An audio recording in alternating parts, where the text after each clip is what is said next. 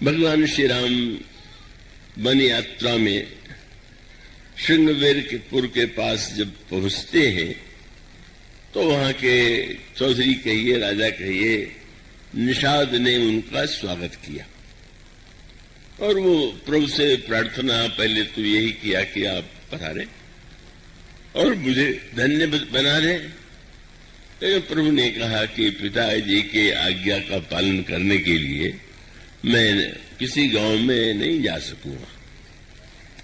और तब निषाद ने एक वृक्ष से शोभा का देखा और रात्रि में प्रभु के पहले तो कंदमूल फल ला करके प्रभु को अर्पित किया और बाद में प्रभु के लिए कुश्की और उस पर पत्ते और उस पर थोड़े कोमल पंखड़ियां पुष्प बिखेर करके उनको सोने के लिए प्रबंध कर दिया।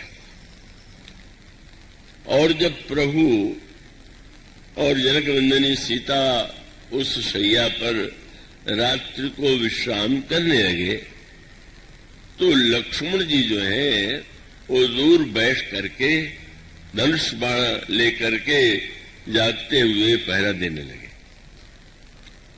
और निषाद राज ने का उस समय उसको लगा कि मैं भैया लक्ष्मण के पास बैठ करके अपने हृदय की व्यथा को, अपनी पीड़ा को मैं सुनाऊं। तो गोस्वामी जी ने कहा आप लखन पह बैठे हो जाइए। और उसके बाद निषाद राज के आंखों में आंसू आ गए। ध्यान आने लगा कि जो राजमहल में कोमल शैया पर सोते रहे होंगे और जिनकी सुख सुविधा के लिए इतनी सामग्री राजमहल में होगी, आज वही श्री राम का केवल बलकल वस्त्र पहने हुए, सोने के लिए भी केवल तिनके की सैया है और यहाँ पर तो सुख की सामग्री का सर्वथा अभाव। दुखी हो गए और तब उनका ध्यान कहाँ गया, जैसा हम लोगों के जीवन में भी होता है। जब कोई दुख जीवन में आता है तो सबसे पहले हमारा ध्यान जाता है किस व्यक्ति के कारण ये दुख जीवन में आया। तो बहुत सी घटनाएं और बहुत से जो दुख होते हैं उसमें कोई न कोई व्यक्ति सामने होता है। और तब क्या होता है, थोड़ा विषय गंभीर है, पर मैं समझता हूं कि इतने वर्ष में आप लोग तो बहुत ज्ञानवान हैं, बहुत एकाग्रता से समझने की आवश्यकता है। और उस सूत्र वही है कि निषाद राज को ये प्रतीत होता है कि ये श्री राम को इतना दुख और जनकनंदिनी सीता को इतना दुख उठाना पड़ रहा है, इसमें कौन कारण है। और तब उनका ध्यान महारानी कैकेयी की ओर गया और कैकेयी जी का स्मरण जब किया निषाद राज ने तो शब्द चुना कैकेयी नंदनी मंद मति। वह कैकेयी राजा की पुत्री बड़ी मंद बुद्धि की है। कैकेयी नंदन मंद मति कठिन कुटिल पर कीन, और कितनी कुटिलता के द्वारा जय रघुनंदन जानकी सुख अवसर दुख दीन। भला युवावस्था तो सुख के लिए होती है और उस मंदमती कुटिल कैकेयी ने सुख के अवसर के पर दुख दे दिया, कितने कष्ट की बात है। तो ठीक वही बात है जैसा संसार में जब भी लगता है कि इस व्यक्ति ने मुझसे कोई वस्तु छीन लिया, मुझसे ले लिया और कोई कष्ट दे दिया, तो हम उसको समझते हैं कि दुख का कारण यही।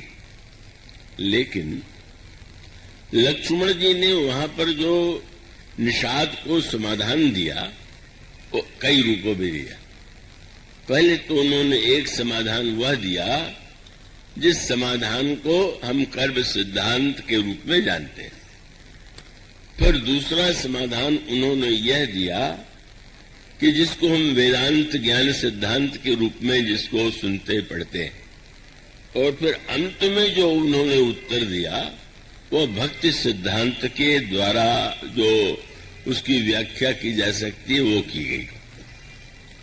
अब उन तीनों व्याख्याओं में कौन सी व्याख्या सही है इसमें बहुत उलझने की आवश्यकता नहीं।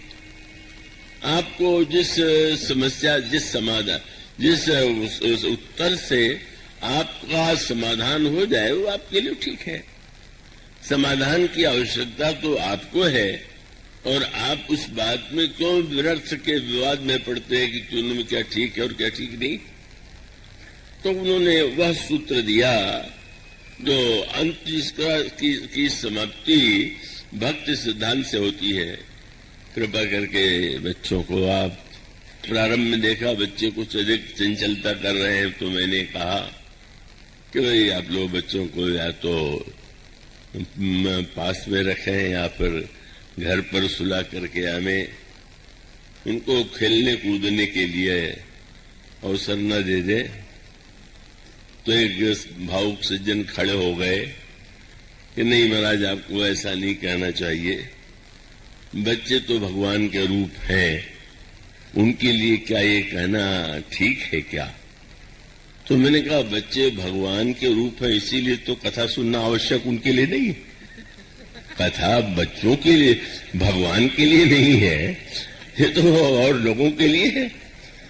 तो भगवान घर में सोए रहे या गोदी में रहे तो ज्यादा अच्छा होगा बजाय इसके कि भगवान ऐसे रूप में दिखाई दे कि जो व्यक्ति को चंचल बना दे।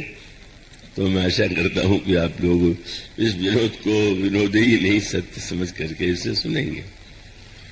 तो ऐसी स्थिति में जो समाधान लक्ष्मण जी ने दुख का दिया उसमें पहला सूत्र बड़े महत्व का है।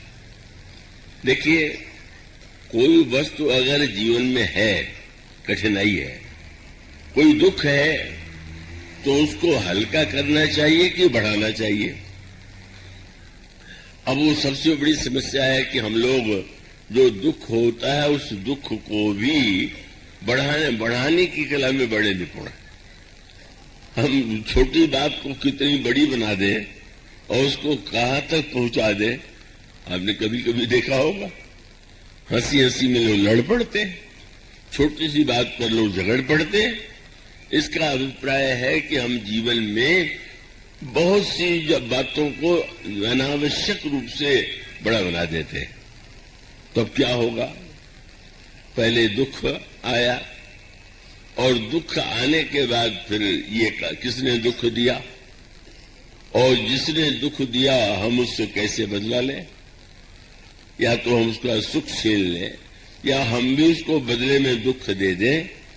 अब परिणाम क्या हुआ, जिसको हमने मान लिया किसने दुख दिया उससे बदला लेने के लिए दिन रात बेचैन हो रहे हैं, उसी का चिंतन कर रहे हैं और फिर बदला लेने की चेष्टा में क्रियात्मक रूप में भी लोग दिखाई देते हैं। कितनी दुर्घटनाएं क्यों हो जाती हैं, तो बदला लेने के लिए। और वो बदला लेने की बात तो कभी पीढ़ी दर पीढ़ी तक चलती ही जाती है। ये क्या हुआ, यही तो मानो दुख का विस्तार है। दुख का विस्तार होना कम करने का उपाय क्या है, का दुख का विस्तार कम करने का उपाय ये है कि दुख के कारण को आप केवल व्यक्ति से ही मत जोड़िए। तब व्यक्ति के साथ साथ उसके मूल कारण पर जब विचार करें तो लक्ष्मण जी ने निषाद राज से कहा कि व्यक्ति जो है वो दुख देता हुआ दिखाई देता है पर वो दुख का निमित्त है। वस्तुतः दुख ये दृष्टांत दे दे कि जैसे कोई दुर्घटना का समाचार किसी व्यक्ति के द्वारा आपको मिले तो इसका अर्थ तो ये नहीं कि उसने दुर्घटना सचमुच उसके द्वारा हुई है। तो उन्होंने कहा कि वस्तुतः तो व्यक्ति को जो दुख और सुख प्राप्त होता है वो अपने ही कर्म का परिणाम।